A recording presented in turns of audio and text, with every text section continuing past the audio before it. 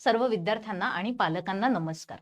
इयत्ता 4थीची आणि इयत्ता 7वीची स्कॉलरशिपची परीक्षा 26 एप्रिल 2026 रोजी कंप्लीट झालेली आहे. आता ही परीक्षा झाल्यानंतर बऱ्याच पालकांनी मला फोन केलेत, मेसेजेस केलेत आणि त्यांचा सगळ्यांचा एकच प्रश्न होता की आमच्या विद्यार्थ्याला स्कॉलरशिप मिळेल का? त्याने इतके प्रश्न सोडवलेले आहेत, त्यातनं इतके बरोबर आलेले आहेत आणि इतके चुकीचे आलेत असं आम्हाला वाटतंय आणि जर समजा त्या हिशोबाने आम्ही कॅल्क्युलेशन केलं तर त्याला इतके मार्क मिळणार आहेत. मग या मार्कांमध्ये त्याला स्कॉलरशिप मिळू शकते का? तो हा जो प्रश्न आहे, या प्रश्नाचं उत्तर मी तुम्हाला आज सांगणार आहे.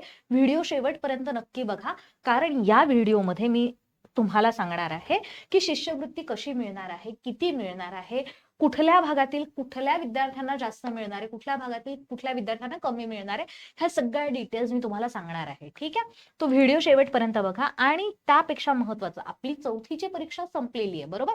मग आता 4थीची स्कॉलरशिपची परीक्षा संपल्यानंतर पुढचा टप्पा काय, इथून पुढे काय करायचंय, 5वी मध्ये विद्यार्थ्यांना काय काय करता येईल. तर इयत्ता 5वी मध्ये आता जे विद्यार्थी गेलेले आहेत त्या विद्यार्थ्यांना जवाहर नवोदय विद्यालयाची जी काही परीक्षा आहे ती परीक्षा देता येणार आहे. ठीक आहे, तर आता ह्या परीक्षेचा जर आपण विचार केला तर या परीक्षेमध्ये विद्यार्थ्यांना गणित, बुद्धिमत्ता आणि भाषा असे 3 विषय असतात. या तीनही विषयांचा अभ्यास जो आहे तो अतिशय डिटेलमध्ये करावा लागतो, कारण की प्रत्येक जिल्ह्यामध्ये एकच शाळा असते आणि त्या एका शाळेमध्ये 80 सीट असतात. 80 सीटसाठी पूर्ण जिल्ह्यातले विद्यार्थी जे आहेत ते कॉम्पिटिशन फेस करत असतात. मग आता याच्याकरता आम्ही बॅच घेऊन आलेलो आहोत. लाईव्ह आणि रेकॉर्डेड लेक्चर्स आहेत, याच्यामध्ये संपूर्ण अभ्यासक्रम आम्ही कव्हर करणार आहोत. रेकॉर्डेड व्हिडिओज तुम्हाला तुमच्या सोयीने कधीही बघता येतील. सकाळ संध्याकाळी वेगळ्या वेळेला बॅचेस सुद्धा आपण उपलब्ध करून देणार आहोत. रेकॉर्डेड व्हिडिओ तुम्हाला इतर वेळेला बघता येणार आहेत. लाईव्ह सेशन ज्या वेळेला होतील त्यावेळेला विद्यार्थ्यांना जे काही डाऊट्स आहेत ते डाऊट विद्यार्थी विचारू शकतात. आत्मविश्वास वाढवण्यासाठी वेगळे विशेष सत्र असणारे विद्यार्थ्यांचे, रेग्युलर प्रॅक्टिस टेस्ट असणारे आणि आमचे सर्वच्या सर्व शिक्षक अतिशय अनुभवी आहे याची गॅरंटी आम्ही देतो.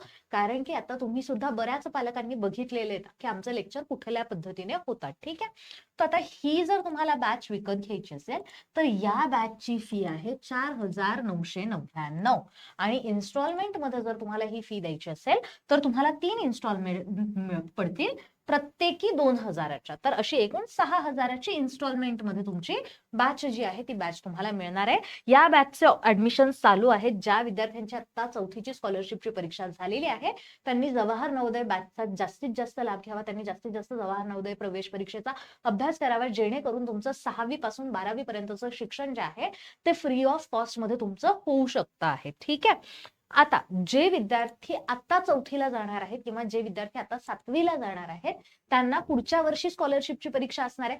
तर आपण जी बॅच आता नवीन लॉन्च करतो आहोत 25 मे पासून, ही बॅच अतिशय छानपैकी आणि मोठी बॅच असणार आहे, फुल लेंथ बॅच असणार आहे. याच्यामध्ये खूप मोठ्या प्रमाणावर आम्ही विद्यार्थ्यांकडनं सराव करून घेणार आहोत.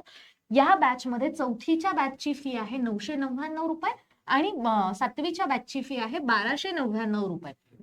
त्यातल्या त्यात तुम्ही जर जुने विद्यार्थी असाल, जुने म्हणजे कसे, आता बरेचसे विद्यार्थी असे होते की जे 3रीला होते किंवा 5वीला होते आणि त्यांनी लवकर बॅच विकत घेतलेली होती. ठीक आहे, म्हणजे 3रीच्या विद्यार्थ्यांनी, जे 4थीची एक्झाम आहे ते 3रीच्या विद्यार्थ्यांनी ऑलरेडी बॅच घेतलेली होती किंवा 7वीच्या विद्यार्थ्यांसाठी 6वीच्या विद्यार्थ्यांनी ऑलरेडी बॅच विकत घेतलेली होती. असे जे कोणी विद्यार्थी आहेत की ज्यांना पुढच्या वर्षी किंवा येत्या अकॅडमिक इयर मध्ये स्कॉलरशिपची परीक्षा असणार आहे आणि त्यांनी ऑलरेडी बॅच जुनी विकत घेतलेली आहे, अशा विद्यार्थ्यांसाठी 50% ऑफ जे आहे ते या बॅचवर असणार आहे. याच्यासाठी तुम्हाला यूज करायचा आहे कुपन कोड OLD50, ओल्ड 50 हा कुपन कोड तुम्ही वापरला की तुम्हाला बॅच 50% ऑफ मध्ये मिळणार आहे. ठीक आहे, आता याच्यामध्ये सुद्धा रेकॉर्डेड लेक्चर्स वगैरे आहेत तुम्हाला. ठीक आहे, तर आता आपण आपल्या पुढच्या मुद्द्याकडे येऊयात की कुठल्या कुठल्या व्यक्तीला कशा पद्धतीने स्कॉलरशिप मिळणार आहे. तर हा गव्हर्नमेंटचा GR आहे.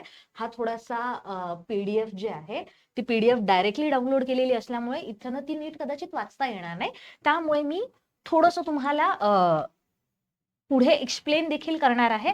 तो एकूण जे आहे ना, एकूण शिष्यवृत्ती मिळणारे 16,693 विद्यार्थ्यांना. ठीक आहे, इयत्ता 4थीच्या जितक्या विद्यार्थ्यांनी एक्झाम दिलेली आहे त्यातल्या 16,693 विद्यार्थ्यांना एकूण शिष्यवृत्ती मिळणार आहे आणि 500 रुपये दर महिन्याला ह्या विद्यार्थ्यांना मिळणार आहे. ठीक आहे, तो 500 विद्यार्थी, प्रत्येकी 500 विद्यार्थ्यांना मिळणार आहे आणि 16,693 एकूण विद्यार्थ्यांना आहे.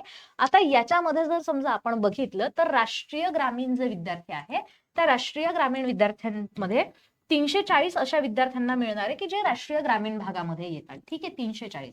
त्याच्यानंतर विदर्भातल्या 11 जिल्ह्यांच्या हिशोबाने जर विचार केला, विदर्भातले फक्त विदर्भामधले 11 जे जिल्हे आहेत यातल्या सर्वसाधारण मुला-मुलींना 243 विद्यार्थ्यांना मिळणार आहे. ठीक आहे, आता इथे मात्र एक लिमिट आहे, एक अट आहे की विद्यार्थ्यांच्या पालकांचं जे उत्पन्न आहे ते उत्पन्न 1 लाखापेक्षा कमी असायला हवं. ठीक आहे, वार्षिक उत्पन्न 1 लाखापेक्षा कमी असायला हवं. ठीक आहे, त्याच्यानंतर सर्वसाधारण मुली ज्या आहे विदर्भातल्या यांना सुद्धा 19 मुलींना स्कॉलरशिप मिळणार आहे आणि या मुली यांचं सुद्धा पालकांचं उत्पन्न 1 लाखापेक्षा कमी असायला हवं.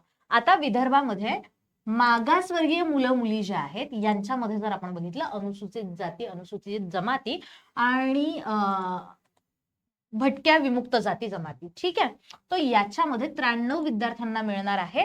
मग याच्यामध्ये 93 मध्ये मुलगा आणि मुलगी दोघं आले. ठीक आहे, आणि मागासवर्गीय मुलींमध्ये सेम याच्यामध्ये 11 मुलींना मिळणार आहे. ठीक आहे, आता हे तर झालं याच्यातलं ग्रामीण मधलं, राष्ट्रीय ग्रामीणचं आपण बघितलं आणि विदर्भातल्या याच्यातलं बघितलं. पण आता जे शहरातले विद्यार्थी त्यांच्यासाठी काय, तर शहरातील सर्वसाधारण विद्यार्थ्यांसाठी जागा आहे 7,873.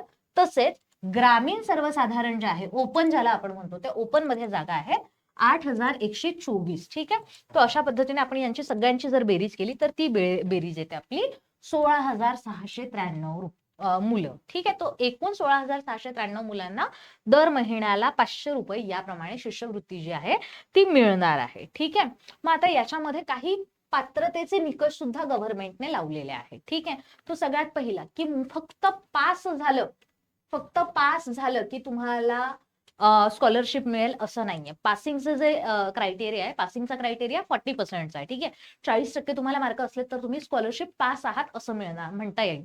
पण फक्त पास झालं म्हणजे तुम्हाला पैसे मिळालेत असं नाहीये.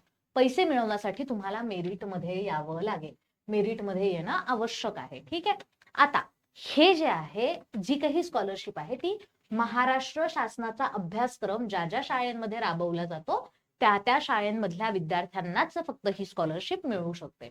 त्याच्यानंतर काही ठिकाणी जसं मी तुम्हाला सांगितलं ऑलरेडी की 1 लाखाच्या उत्पन्नाचं लिमिट जे आहे ते लिमिट सुद्धा लावलेलं आहे. ठीक आहे, तो अशा पद्धतीने हे झालं. आता याच्यामध्ये जर आपण बघितलं तर एकूण राष्ट्रीय ग्रामीण 340 विद्यार्थ्यांना मिळणार आहे. सर्वसाधारण जर आपण बघितले तर 243 प्लस 19 हे विदर्भातले, तर हे फक्त विदर्भातले राष्ट्रीय ग्रामीण वेगळं झालं. विदर्भामध्ये सर्वसाधारणांना मिळणार आहे 243 अधिक 19 आणि मागासवर्गीयांना मिळणार आहे 93 अधिक 11. इतक्या मुलांना फक्त मिळणार आहे. आता तुम्हाला इतर कुठलेही कोर्सेस जर यांच्याबद्दलची माहिती हवी असेल तर इग्नाइट पाठशालातर्फे नवोदयची बॅच ऑलरेडी चालू आहे. स्कॉलरशिपची बॅच देखील ऑलरेडी चालू होणार आहे. ही 25 तारखेला चालू होणार आहे, 25 मे मध्ये.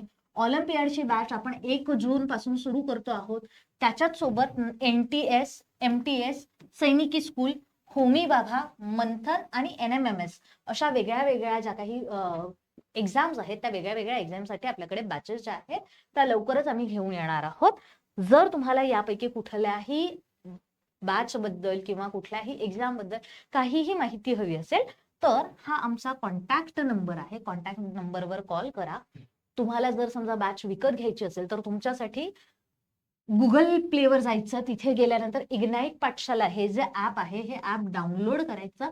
ऍप डाउनलोड केल्यानंतर तुम्हाला ज्या कुठल्या परीक्षेची तयारी करायची आहे त्या परीक्षेच्या हिशोबाने कोर्स निवडायचा आणि अशा पद्धतीने तुम्ही कोर्स निवडून अभ्यास करून नक्कीच स्कॉलरशिप जी आहे ती मिळवू शकता. थँक्यू.